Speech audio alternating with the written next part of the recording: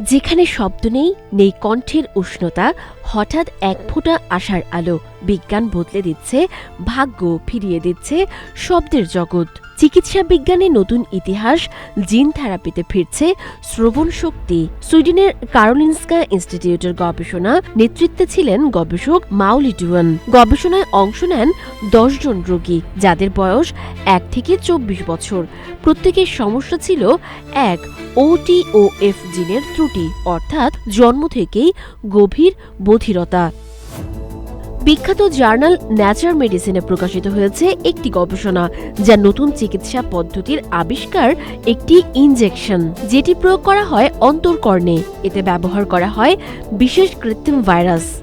এর মাধ্যমে পৌঁছে দেয়া হয় সুস্থ জিন। লক্ষ্য ওটোফারলিন প্রোটিন তৈরি, যা শব্দকে মস্তিষ্কে পাঠাতে অপরিহার্য।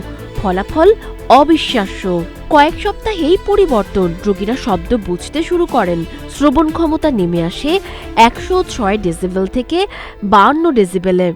মানে এখন তারা সাধারণ কথোপকথন বা শব্দ শুনতে সক্ষম।